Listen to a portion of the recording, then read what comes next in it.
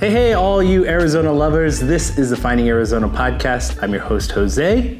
And I'm your producer, Brittany. And here at Finding Arizona podcast, we collect the local stories of all entrepreneurs and from around the valley. So join us at findingarizonapodcast.com, where you can hear every episode and see it as well at YouTube. Like, subscribe, and comment below who you want to see next on our show. And when you're ready to start your podcast, you found the right spot. Found House, your next podcast production company. Now, let's get back to the show.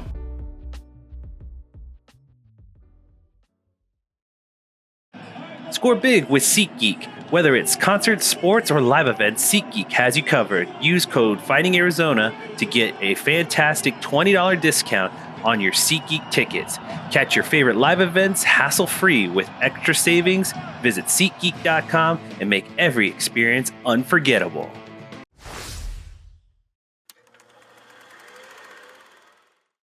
Welcome back, everybody, to the Finding Arizona podcast. I'm your host, Jose, and as always, we bring in fantastic guests every week. Sitting next to me here is Carl, and as you can see, we're in a different location today, and we're going to be talking about Copperstate Auto and Fleet. And actually, I'm going to kick it off by asking Carl here, give us a rundown about this business that our audience can really sink their teeth into, as far as what are we going to get into, at least today? Well, what are we going to get into? It's, I've been in here in this building for 18 years. Yeah. I started off as a mechanic. Nice. In 2008, when everything kind of shut down, I used to work on heavy equipment. I'd just gotten out of the Army. Yeah. Worked for Caterpillar for 3 years. Okay. Loved it. Best job I ever had. It was outside of the Army. Yeah. Empire Machinery up the street. Nice. And 2008 hit. Everything shut down. I was out of work, working on cars in my garage for a couple of months. And a friend of mine was managing the shop. Oh, nice. Back then it was called the Brake Shop. Okay. And we were called the Brake Shop for a long time. I just changed the name about a year and a half ago, Nice. something like that. And he called me up and he said, "Hey, dude, I heard you're not working." I'm like, "I'm not." He's like, "Get down here." I'm like, "I'm kind of staying busy." He's like, "Get down here, dude. Get down here." So I came down, loaded my toolbox up, came down, and it was supposed to be a job. He's like, and he told me, "I don't care. It's just interim, for the time being till you get back into heavy equipment." And I was like, all right, cool. Came down and worked 6 days a week for 10 years straight. While raising the kids when they were younger, and slowly went from, being a technician and rolled into assistant manager and then manager. And now I own the place. So okay. You're amazing. We've been talking a little bit off air. This place, you grew up here. Mm-hmm. This literally, you were talking about the restaurant and how it changed, so this whole area that you are native to, essentially. Oh, yeah. So give us a little bit of your history with Mesa. Oh, well, I went to Longfellow Elementary School. Okay. Mesa Junior High School. Yeah. Couple months into Mesa High School before life happened. And I stopped going to school, but my whole life, I'm born and raised here. Yeah. Outside of my time in the Army, I love this place. Absolutely. I've lived all over the country. I lived all of them, west side of Arizona. But Mesa it's home. You know what I mean? I tell everybody this, when I lived in Kansas, North Carolina, South Carolina, Georgia. It's Arizona's the one place that if it's too hot, okay, let's drive for 3 hours and we're up north in the trees. You know, we're 5 hours from beach, Puerto Peñasco. You know what I mean? We're 5 hours from San Diego. We're everything. I mean, when my kids were growing up, I used to put them in the car at 3 o'clock in the morning, and I was at Venice Beach by 10 o'clock, 11 o'clock in the morning. There you go. And we spend the day at the beach and then come home. Where else in the country can you do that? You know what I mean? You're just, I love it. I'm in the same boat. So my whole history is I was born here. My parents left to go to the East Coast, and then I came back for when I was younger, when I was probably about 11 or 12. Mm-hmm. And grew up on the reservation up north, and then came back down here for college, and just never left. ASU? Yeah, ASU. Okay. And so I grew into the love of this state. And I knew a lot of other places that were like cool. But the feeling that I get from here is just so unique and just it offers so much in the fact that like what you brought up, the vicinity to a lot of different activities, but also on top of that, I think just diversity and culture from the cultures of the native people to, you know, people who have been here for generations. We've actually met like a 5th generation Mesa person who her dad was like one of the great grandfather, I think was one of the first to sell alcohol in his store. So it's like things like that, on top of which this place is a melting pot it's a growing city. It's ever expanding. So there's like a lot of what makes this place unique is just the people and also just where it's located. And I thoroughly agree with you, the fact that you can find something very beautiful if you live out here, if you just give it a chance. Oh, 100%. Yeah. That's something that I've learned to love about this building. When I first started working here, I was a technician. I worked on the south side of the shop. Okay. Right? And we didn't have this office. The building used to be, this side of it was Schultz Investment. Now, the guy who owned it, he was a real estate developer. When I met him, he was about 94 years old. Still came to work every day. God. His name was Doyce Schultz, right? And he literally worked up until he went home from work one day, just never came back. Oh my God. And I used to, his secretary, 48 years she worked for him. Her name is Sue. She still comes in here and still take care of her car for her. She sat right here. This used to be an actual office. Yeah. And then in 2015, when we got this, I came in and we tore the walls down, remodeled, and turned it into our office. But she used to sit right here, and she would come over and she would come get me. She'd say, "Carl, can you come help Mr. Doyce in the bathroom?" Yeah. Yeah, absolutely. And we wash up, and he couldn't stand up from sitting down on the toilet. But he still came to work every single day, and the greatest stories. I would, every time I came over to help him, his office was back there where my office is now. And he was a fighter pilot in World War II. He trained, and I'm probably going to get this wrong, but he trained, I think it's British fighter pilots out here at Falcon Field. He was on the Discovery, I want to say National Geographic or Discovery Channel. Like they did a whole thing on him. Him and a partner had where Brown & Brown Chevrolet used to be on Main Street. Yeah. That started off, he built a building that started off a Studebaker dealership and it was his. A huge chunk of the houses that are from pretty much Dobson to the 101. Okay. From about, I think, Main Street to about the 60, he built all those houses. Get out of here. Sue worked for him when he started building them. Yeah. She still lives in one of those houses. Wow. Yeah. I mean, just super great. I mean, some of the families that I've met over the years, and I could name some last names that anybody that lives in Mesa would recognize. Yeah. You know, there's the Brimhalls. Yes. Okay. Brimhall Junior High School. Oh, I know. Westwood behind us, their football field is Brimhall Field. Okay. Okay. So I've been working on there, probably 4 generations of their cars. That's awesome. There's families back in this neighborhood that are, I mean, founding families of Mesa. Exactly. You know what I mean? And I've got to meet just a lot of them. And the stories behind it. There was a guy who lived across the street from Westwood. Yeah. There's a couple of houses back there that are sitting on it's got to be 3 or 4 acres. And it's just, you know, they got a couple cows back there. Yeah. From time to time, you'll see the monster truck Bigfoot sitting back there. One of the original ones, in the 80s. Yeah. His name was Ron Palmer. Okay. And he's passed away a while ago, but he used to come in here and he would have this collection of little like stuffed animals all over his dashboard, right? Okay. Like Velcro to it, right? Yeah. And so I used to give him a ride home. I'd work on his car. I'd give him a ride home. And so his father squatted on that property in the late 1800s. Okay. I can't remember where they came from in the Midwest. Okay. But he squatted on that property in the late 1800s, hoping to get a job building the new high school. And from what he said, he did get a job building the new high school, and that stayed his property. And it's like just hearing this stuff. And if you ever drive in front of Westwood, up Rio Salado near Westwood, there's a beautiful brick home. Yeah. right? Really well maintained, built in I think the 50s is what that was Ron's house. Okay. But just west of the house, there's a tiny little, it's his garden. It was his garden. And they grow corn and tomatoes and all kinds of stuff there. And there's a shed right behind the garden. Okay. And that shed was put there in the 1800s from the original house, is what Ron told me. Said that's the only thing left of the original home that his father had built in the 1800s. Just stuff like that from the families around here. Yeah. It's been, that's personal history part of my life. Yeah. You know what I mean? It's that is essentially one portion of why I started this podcast was essentially that. You don't get those types of stories unless you're a family member or someone who is personal to that family, because they're not going to divulge that type of deep history unless they know you.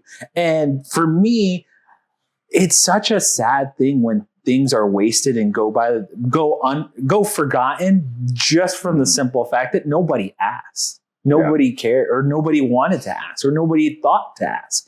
And what I found beautiful with podcasting is that you can stumble upon it because you just are curious, or you can stumble upon it because the person that you brought in, like yourself, has some deep-rooted connection to a family that has this beautiful history. And it just takes me, the host, to be able to say, oh, wow, can you tell me more? Or like, ask the right question.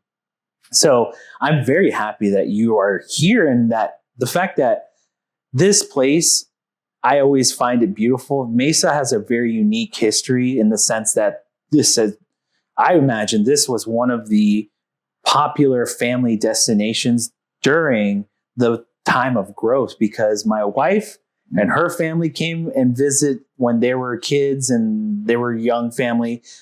I've heard, and through your dialogue, it's just like there was just a lot of families developing and wanted to grow here. And it's at the fact that a lot of them just stayed and just ended up becoming generationals here. And I love it because there's something beautiful about that. There's so much of that. And there's a lot of it that I didn't even realize for a long time. I got I probably was working on her family stuff. I still do. But when she was around, when she passed away, I think I knew her for probably 15 years, something like that. And her family called and invited me to the funeral. And going there, right?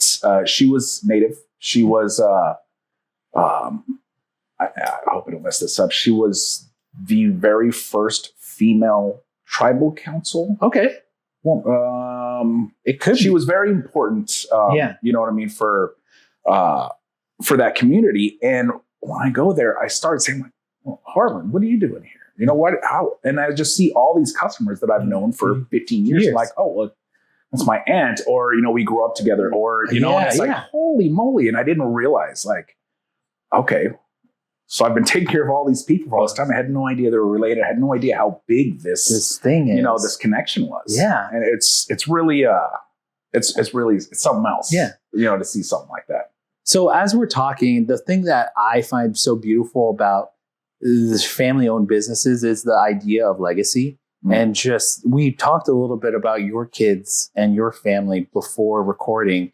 And as you were, one of the things I kind of like look at is just kind of the person overall and the way that you've personally developed and grown into this space. I mean, like you said, it was started off as smaller than it was. And now you've kind of taken the reins. You've developed your own skills and taken over a business and then the building itself. And now I imagine as you've kind of grown into this space, you start to now look at more of your family and your kids and just what you've impacted overall. I would love to understand your ideas of like what this business means to you. Like for me, it's home. Yeah. I was probably 20, I think I got out of the Army when I was 3 and then Empire for like 3 years. So I was in my 20s when I started working here. I had young kids and, this has been just where Dad worked. Yeah. You know what I mean? This has all been, they've all watched me grow through all this, and they've watched the business change. I think before I became the owner, there was 2 owners before me, and so they were able to watch it change. But I mean, to me, it's like it's a love-hate relationship sort of a deal. Sure. It's nobody wants to go to the mechanic. Yeah. Nobody does. Yeah. You've never once said, oh man, I get to go to the shop today. You know what I mean? Nobody ever does that. I will tell you what, I never said that, but there have been instances where she and I have had this. It's like, I just really wish I knew someone who knew like the stuff that I don't. And that's overall like, that's as close as I'll get to, man, I can't wait to go to the mechanic. I wish I knew a better, I wish I knew the guy. Everybody thinks they're going to get taken advantage of. And a lot of people do get taken advantage of. That is something that before I joined the Army, I worked at a couple of larger chain stores. And something that stuck with me my entire career, my entire life. And I almost didn't pursue this career. And I got into this career because I grew up poor. So if the cars broke, our dad he fixed them. Yeah. And I started working on cars when I was like 12. Yeah. Because I made the mistake one time of going out there on a Sunday saying, what are you doing, Dad? And he's like, I got you. Doing some brakes. I asked if can I help? Yeah, you can help. Thought you'd never ask. And that's kind of how it started for me. But it's some people love you because, hey, you told me the truth. And I've enjoyed that about this place, regardless whether it's, the owner right before me or the owner before him. When I was at one of those large chain places, I was a technician and I turned in an inspection on a car, and the guy brought me back out the paperwork and he said, no, there's $1,000 wrong with this car. And I said, oh, what do you mean? And I genuinely was like, what do you mean? He's like, there's $1,000 wrong with this car. And this is like, I don't know, 97-ish, 98, somewhere around there. And I'm like, there's $1,000 wrong. And I had to sit there and think about it. I was like, oh, you want me to write up a bunch of stuff on this car? Yeah. And he's like, yeah. And I remember what I wrote up on the car. And I remember arguing with him. And I had worked there for like 2-3 weeks. And I remember arguing with him because it was a Pontiac with a 3.8 liter. And the front valve cover gasket was leaking. The back one was not leaking. Okay. And I said, well, the front valve cover is leaking. And he sold them, which is common, but he sold them the labor to do both of them. The front one was super easy. And I was like, well, we don't need to do the back one.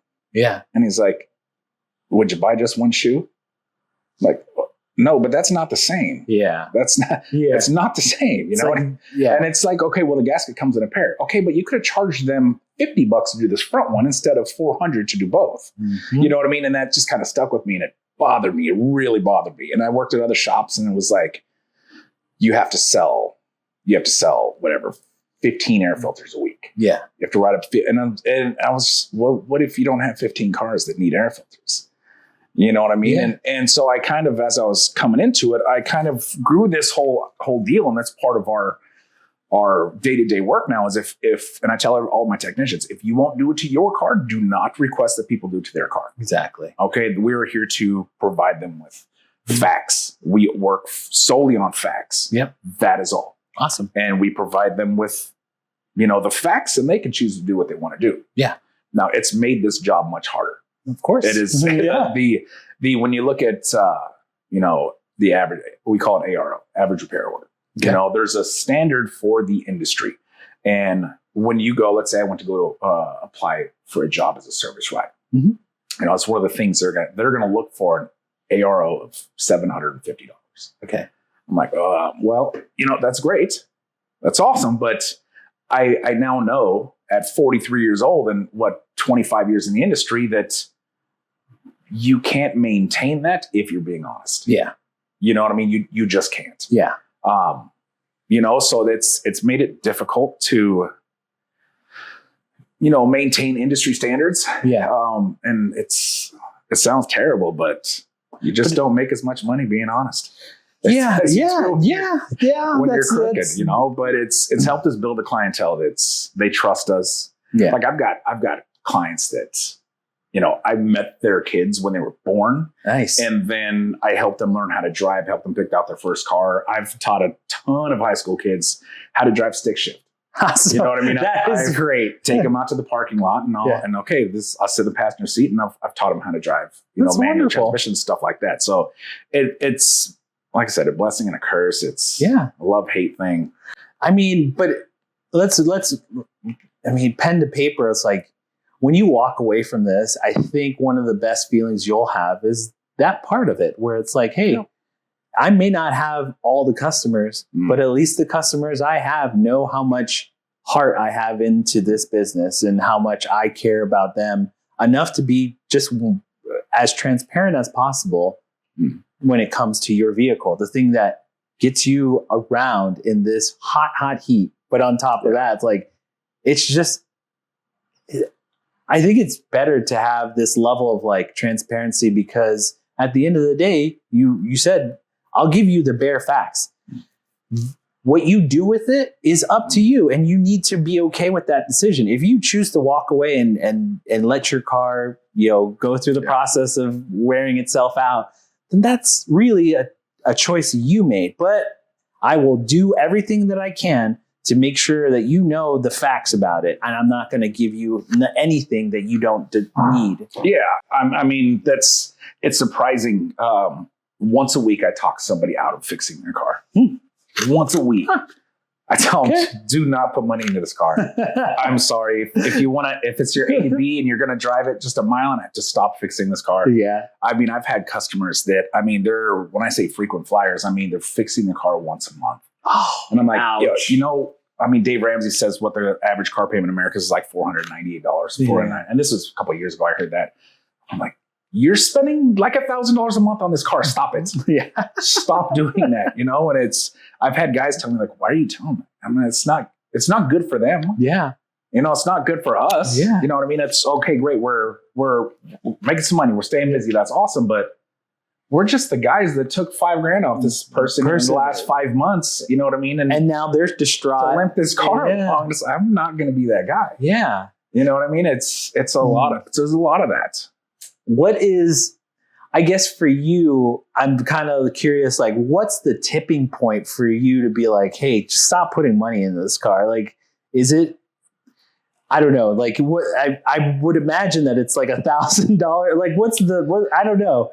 No, so it varies based on the car, based on so I'm a car guy. Yeah. Right. I can't drive a car that I don't stop at Fry's and get out and start walking toward the grocery store and don't turn around and look at my car. You know what I mean? Yeah. I don't want a car that I don't want to turn around and look at, you know? So that's important to me, but that doesn't have to be important to you. Yeah. You know what I mean? So I look at it like if a car's been well maintained, you can drive it indefinitely. Mm-hmm. My first car I ever bought, made payments on, me and my ex-wife were, I think 19 years old, something like that. It was a 1999 Saturn SL. It was a four-door car. We had like 2.5 kids at the time. The car was made of like plastic. There was commercials that were throwing stuff at. Oh, I remember these cars. Right. It had a 1.9 liter manual transmission, air conditioning. There was no power steering. There was no electric windows, no door lock, electric door locks. Yeah. It was as base as that car could be. I parked that car with 426,000 miles on it. And at that point in time, I was putting in a spark plug in the number 3 cylinder once a week. And I was pouring in a quart of oil a day. Yo, it was time, you know? And I was, at that, I was, let's see, I'm probably single for like 2 years at that time. Okay. And my old boss, he's like, Carl, why are you driving this car? I know. Why are you driving this car? You're never going to meet a girl driving this car. I'm like, make fun of my car. You tell this car's been great. You know, my kids someone came home from the hospital in this car. And I taught him how to drive stick in this car. Don't make fun of my car. You know, say, hey, cut it out. But then it got to be where I couldn't see the cars behind me because all the smoke that was coming out of the tailpipe. I was like, well, okay, maybe it's time. It's a little dangerous. But there's as far as the tipping point goes, if you take care of your car from the get-go, it's gonna last. Yeah. If you know what I'm saying? I'm not saying you have to dump tons of money into it. But there's like these, you know, I change out the fluid in my transmission and my differentials every year. Every single year I do it. And I maybe drive 10,000 miles a year, probably a little less than that. And it's cheap for me because I'm a mechanic. Yeah. I wouldn't ask you to do it, you know, but for me, it's, you know, super cheap insurance. Yeah. Super cheap insurance, you know, because I'm paying for fluids. You know, I do it myself, you know. But if I were to tell you, hey, if you spend $140 once a year, you know, draining and refilling your differential fluid, I can all but promise you that you're never, if you kept this car for 1 million miles, you will never have to rebuild that rear differential. Okay. You know, which, you know, you're $3,000 versus $140 yearly. Yearly, yeah.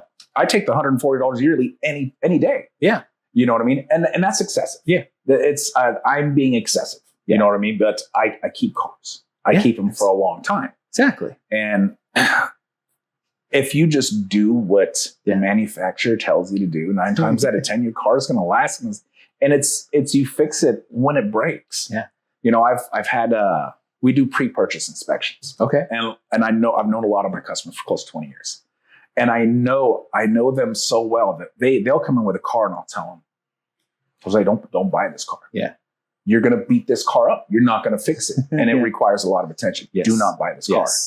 They'll buy it anyway. They don't care because it's pretty. You know what I mean? They buy it. And then the first time they come in, we do an oil change. Hey, Jose, your right front axle shaft starting to spit a little bit of grease. Not a big deal right now, but keep that in the back of your mind. We need to get this taken care of. And you're coming up on your training service. Yeah. Okay, cool. We'll get it taken care of. Get 5,000, 8,000 miles later, come back. Hey, that boot that's spitting the grease, it's worse now. It needs to be done. Yeah. All right, I'll give you a call. Set it up. All right, cool. And we need to do that training service. Okay, well, we'll get it set up. Next oil change, they come in. Hey, so that boot's still jacked up. You still need your training service. And now this is happening. Yep. And then, you know, by the time they've had the car for a year, they're like, wow, this car's a lemon. No, it's not. You made this car a lemon. This car was great. I still have the pictures in my computer from when you bought it. You know, that's not, so it's 9 times out of 10, it's people just, I'm not going to fix it. And then when you go to a shop and they're like, hey, you've got, you know, $3,000 worth of crap wrong with this car. Now you're like, oh, these people are trying to take me to the cleaners.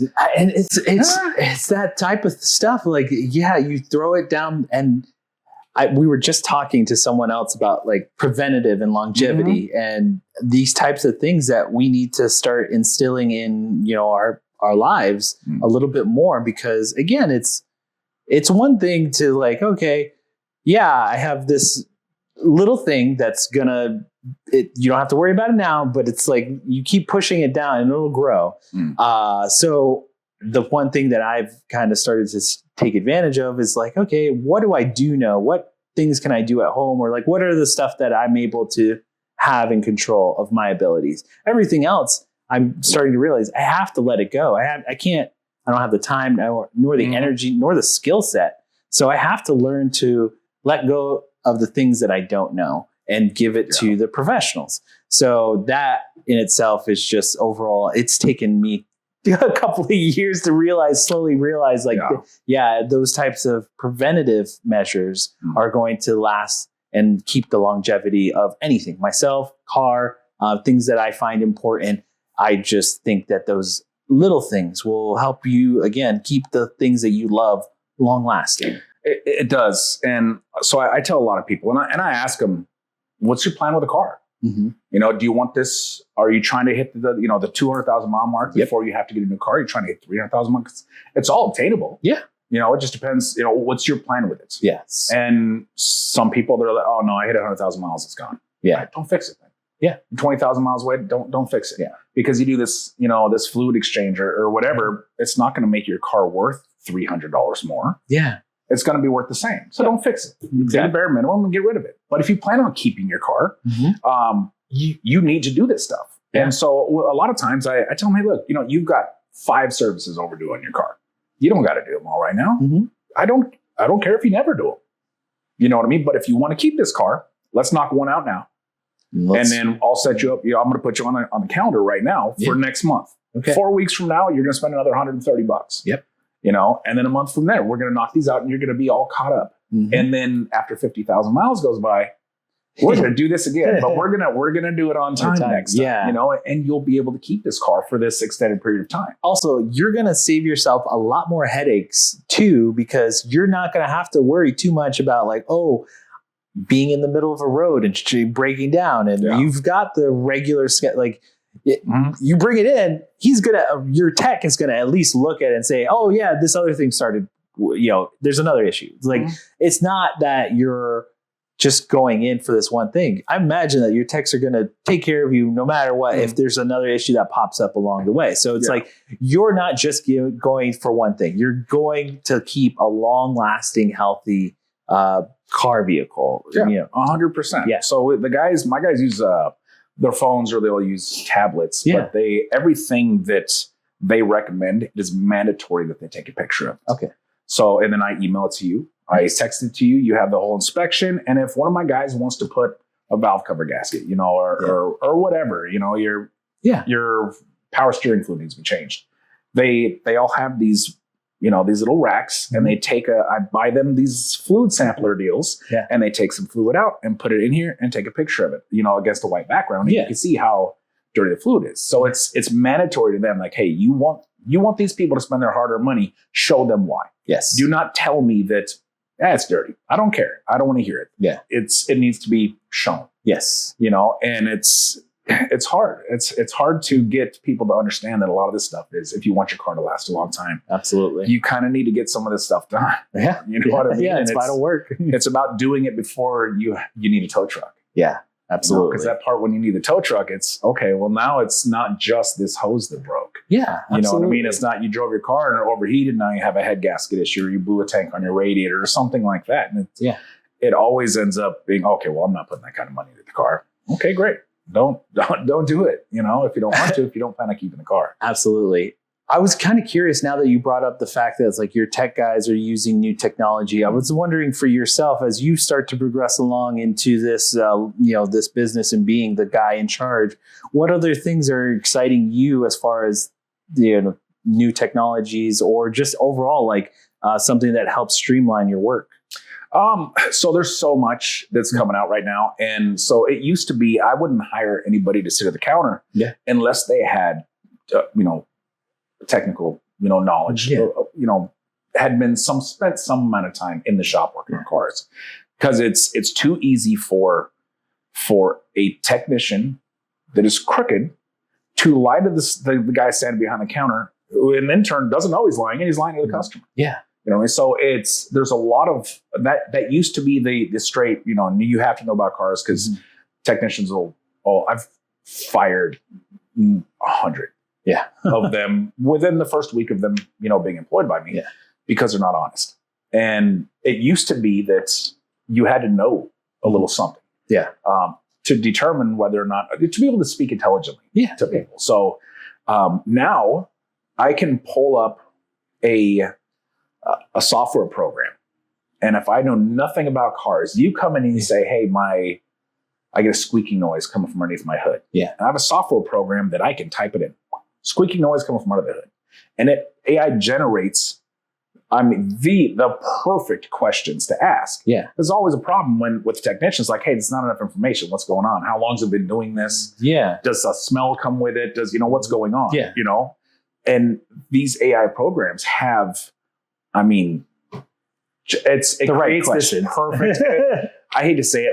I've met a few mechanics that they can spell properly, and they sound intelligent when they speak. Mechanics are not pretty people. They're not scholars by all means, right? And so this software, it's called Detect Auto. Okay, and it's I can type in there anything, and it just produces this paragraph that has every bit of information that you could ever ask. Nice. Right. And it looks professional. It looks like, hey, this guy went to college. He knows where a comma goes, and where to stop the sentence and start a new one, But it's all AI.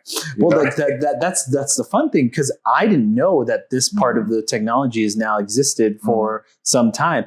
I was actually kind of thinking you were going to go down the route of new tool sets that these techs are using, or readers. The one thing that I always found interesting was now that the cars are a little bit more computer based, that there's a plug now that you can go to jack into and find the code, like the issue wrong. I always found that so fascinating because I didn't know, like, as someone who's not, savvy to the whole thing. Yeah. When my brother showed me this, I was like, oh, there's a whole like reader, like it'll tell you, like, at the time I had a VTEC. So it was like, there was something going on with the piston. And so it's like my brother like plugged in and he's like, oh yeah, it's this. And I'm like, oh wow, I didn't know that you could buy one of these things. Yeah. And so I imagine that was years ago, but it's like, I imagine as the technology has evolved, now, I don't know, do you touch the electric cars at all? Or we do. And that's honestly, that's probably the most outside of the business, like the mechanic in me. Yeah.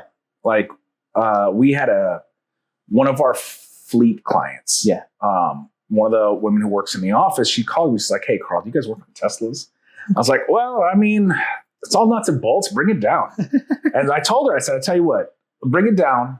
Spencer, tomorrow's your day off. Bring it down. Yeah. City air conditioning wasn't working when the car was stopped or when it was. And she's 8.5 months pregnant with twins. Yeah. And so she said, well, I called Tesla and they said I needed a radiator. It was going to cost me $1,400. I'm like, they told you that over the phone? She said, yeah, because your air conditioning is not working while you're sitting still. Yeah. And she said, yeah, they said I needed a radiator. And I said, okay, well, I've not been into that system before, so I don't know if they're wrong or not. Mm-hmm. It's crazy that they would tell you that over the phone without looking at a car, but I don't know. I tell you what, bring it in. Let me look at it. Let me take some stuff apart. If I can't fix it, I'm not going to charge you anything. So she came in and we started pulling it apart. And the air conditioning system on Tesla is super cool. It is way different than anything you would find in any other car. But it is really cool. Nice. And I like stuff like that. You know what I mean? It's like the science behind how refrigeration works and stuff like that. Yeah, and theirs is just like, it's different. It's different. Yeah. It's way different. And so we went to where the condenser would normally be. And we're like, wait a minute, we don't see any airline. And there's no AC lines going down here. What's going on? There's no condenser. Yeah. Okay. So so I told the technician, I'm like, how's the radiator? He's like, I don't know. Let's take a look. Started pulling off all these plastic parts, these shrouds and everything. And at the front of a Tesla, the front bumper, it's got an opening about probably yay big. Okay. And that's where the air comes in, goes over the cooling system for, whatever's getting cooled in there, right? And hits the radiator.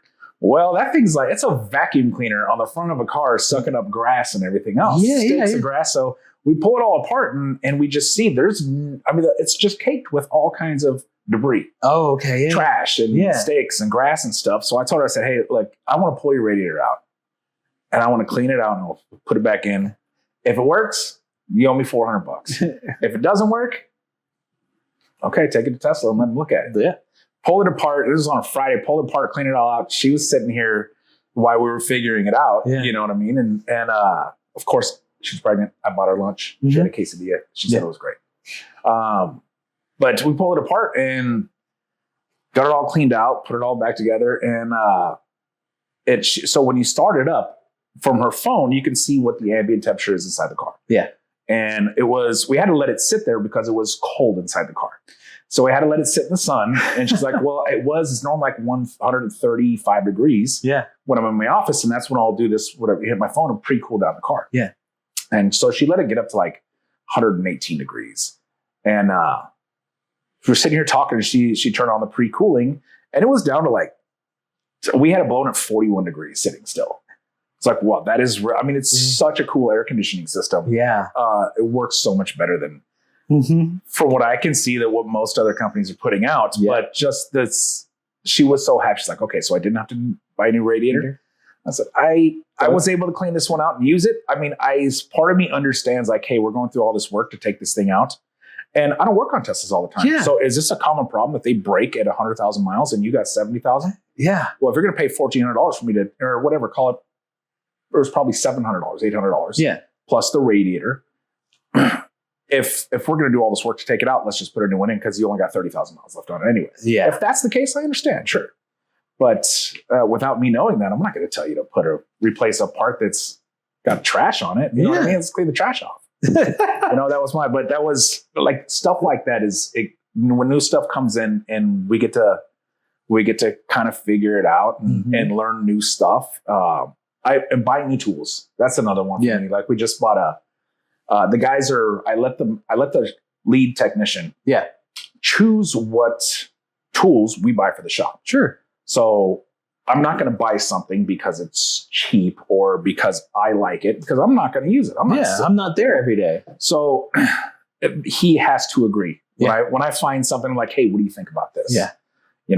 He has to agree. So I just demoed a new scan tool that really we're just looking for another lab scope. Yeah. And that's a tool that you can watch sensors work. Yeah. It gives you a waveform and you can compare it to a good waveform. So I was looking for a new one of those, and Snap-on's like, oh, yeah, here, check this thing out. This cool tool, it has all this other stuff. I was like, I just want the lab scope, really. And, so I brought it out and I gave it to Sean. I said, hey, we got this thing for 2 weeks. Check it out. Yeah. It was like 2 days. It's like, we have to have this thing. I'm like, why? It comes with training videos built into it for the younger technicians. Yeah. I'm like, well, what do you mean? Let me see these training videos. I mean, come on. Have you? He's like, I watched 2. They're great. Yeah. I was like, holy cow, because it's right now, training's a big problem in the industry. Young technicians are non-existent. Yes. It's getting very, very difficult to hire new technicians. Yeah. And it's the vocational skill set is becoming less prevalent and dwindling. And it's things like this where the video-based learning has become more of a market. And we've seen it a lot more with, again, it's like that those training videos really do matter, because it really takes your culture almost too at the same time. It's like you have young techs, you have young people coming in that don't know too much, and you don't have the viable time all the time to give them proper training that's like really gonna give them what they need. But let's say if someone's done the hard work and made videos for them that they can do and use right before learning a new skill set, it just helps everything along the way. It is. So it's all on the job training. Yeah. So I never went to school to do this. Yeah. Right. My dad taught me stuff, but our vehicles we had a 68 Ford pickup truck and an 83 Pontiac Bonneville station wagon my entire life growing up. I knew how to set points, you know what I mean? In a distributor before I even never knew what a coil pack was. You know what I mean? And so I'm like, those are 2 different kinds of ignition systems. Yeah. But so I learned on some really outdated stuff. Okay. But it got a very basic knowledge of what was going on, and I was good at it. Yeah. So I've learned over the years that there's some people it just clicks for them. One of my sons, I bought an electric guitar. Okay. When they were young, right? Yeah. Me and my oldest son, we're sitting there, we got a YouTube video up, and we're trying to learn how to play a Metallica song. Yeah, yeah. And Joey was homesick that day, and that's why he wasn't in school. Yeah. Christian comes home, he's like, whoa, look at this guitar. And I was like, pretty cool, huh? And I got it from the pawn shop, actually, like right over there. I paid like $100 for this, guitar and an amp. And I was like, hey, cool. The kids will play around it. We'll mess with it, And Christian comes home, never touched a guitar before. And he watches a YouTube video and just plays. It just plays. Nice. Right. And he's that like artistic section of his brain is powerful, right? It's really good. Yeah. Now, those same 2 sons, when I would be working on the race car in the garage, they'd come on, Dad, can we help? And I would say, Joey, come over here, grab this and do this. Christian, go back in the house. Because he was mechanically declined. You know what I mean? And and so you meet people like that. Now he's gotten better with them. Yeah, of course, but that is a thing. With people. It either this industry it clicks or it doesn't. And I've hired a lot of guys straight out of school, straight out of vocational schools, where they just spent $40,000. I don't know how much it is. I don't want to, Yeah. They shouldn't have went to that school. They don't. And I tell them, hey, you know what? This isn't for you.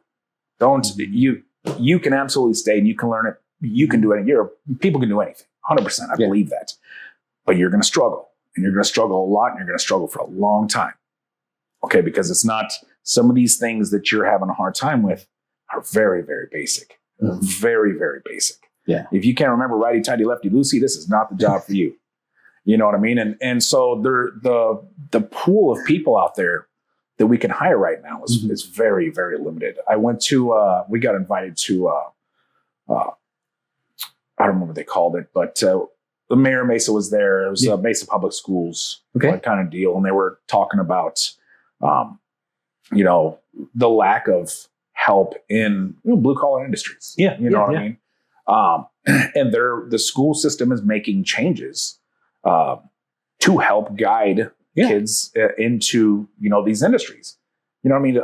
I got a kid who's like 20, I think he's 24 years old, 23 years old, something like that. He got hired right out of school as a plumber, making like $38 an hour. Wow. Yeah. And it's not easy work. Yeah. You know what I mean? It's hot and it's nasty and it's. I mean, you're talking about like sewage. $38. Yeah. I was flipping burgers for like $4.15 an hour. You know what I mean? And it's like, okay, that's, I guess, you know, supply and demand, what's out there and what's not, you know? So when we get these young technicians, and if I can find a tool that is, let's say he comes across a problem in your car. Let's say your car's throwing a 128 thermostat code, something like that. You know, this tool actually, it goes, you just pull up the code. Yeah. This is what code is in this car. You click on it and it says, do you want some help diagnosing? Click on that and it says, okay, you need to go test this. Has pictures of the pinouts for the plug. Nice. It says this color wire is supposed to have this many volts. Yeah. This one's supposed to have ground. Do you have these things? You know what I mean? So where that is, you know, anybody that's been doing this long enough knows that, okay, they don't need the tool to do that. They go and they just get it done. It's just like a natural thought. For the younger guys that are, you know, coming into it, maybe they don't have that experience. This tool is going to be amazing. It's also, I think it might be a confidence builder. It's like, it's more of like a hand holding, like, you know, like a guardrails on the pool when you go bowling. Just really, it's like, hey, you know this. Let's just take it step by step. Let me show you. Okay, check this, check that. You already know this, that, and just like, here are the steps. Let me help you. You know, just a little bit. You got this. Okay. Thank you so much for your time. Again, I am very much like, it really does propel me to want to, because I work down the street. No, I work across the street. So it's like, this is close enough where it's like, if I need oil change, like, again, absolutely. I really do love places that care enough to be like, hey, look, we're going to be honest with you. Mm-hmm. You were very honest about, it's like, if you don't need this, you don't need this. Yes. And so for me, that's what I'm looking for, is straight transparency and honesty, because again, it's like, it is my choice and I want it to be my choice. And I know what I can handle and what I can't handle financially, of course, and everything else we'll work together on and solve the solution so that it gets taken care of and I can drive around more. 100%. There's tools that are sayings really that everybody I hire, they all hear it and it is beaten in everybody's head, right? If the first one is it has to be good for the car, the customer, and the company. Yes. If it's not all three of those things, we're not going to do it. Yeah. Okay. So that's even one of them missing, and it doesn't matter. Okay. We're just not going to do it. You know? And the other one is, you're not always going to like what I have to tell you, but it will always be the truth. Yep. 100% of the time. I can dig it. And perfect. Carl, your demeanor is just one of like, I say it in the nicest way it's a dad that cares enough to want better for their kids and want them to live a happy, healthy life. So I appreciate that. Yeah, definitely. And so for those customers out there, we're reaching the end of our conversation. If you could let them know where they can find you online, if we want to give the physical address, the phone number, please let everyone know where they can find you. Okay. So online, we're copperstateauto.com. Phone number 480-969-7244. Perfect. Facebook, Instagram. I don't have Instagram, but I know we're on Instagram. Awesome. TikTok. Nice. I've got some cool TikTok stuff. You know what? Out there. Right? I find this more and more fascinating that the blue collar workers, you're going to get a lot of views in the sense that your brand is something that can be a day-to-day thing. You guys are dealing with different issues in cars day to day. those segments, like those little, hey, we're dealing, some customer came in with this issue. This is how we solved it. This is what we're thinking about. Or, hey, this product says this, don't use it on this car. Or like, it's all those things that's like, it's different. It allows the customer to learn. It allows your viewership to kind of grow with the characters. If you have a tech that is a little bit more sociable than the other ones, it's like it gives them characters to root for and gives them like essentially a show about the shop. And 100%. So I if I can encourage you to keep doing that and allow them to grow as well, like everyone wins, and you get the feedback and everything works for you guys. So essentially, I say that good on you for choosing to use social media for the benefit of the business. If I can say this, our giveaway for June. Oh, you see back there that Cardinals helmet behind you. Oh, you do see it. That is that's signed by DeAndre Hopkins. Awesome. So that is cool. Yeah. So that's our giveaway at the end of this month. I'm going to pick a random customer. Nice. Hopefully they're a Cardinals fan. Yes. But we're going to pick somebody out. It's anybody who has done any fluid service to their vehicle this month outside of an oil change. Okay. Everybody's getting entered into it, and we're going to give it away to somebody. Perfect. And then we also, like, I want people to tell me what the next. It's hard to choose a giveaway. Yeah. Yeah. I've given away Samsung TVs and all kinds. And it's like, some people are like, oh, that's really cool. And then sometimes they're like, yeah, I don't care. I'm gonna help you on this. The next time we're gonna talk again. Absolutely. I think that this is something we can definitely help you on, because I would love the fact that you're doing these giveaways, on top of which I think it does make sense. Like, we got to figure out what's a good giveaway and help people realize that you are trying your best to make these giveaways fun. So that being said, thank you so much for listening to today's episode. You can find us at findingarizonapodcast.com. Social media wise, Finding Arizona Podcast under everything. And last but not least, we say kisses, hugs, and belly rubs to our four-legged friends, and we will see you next time. Bye.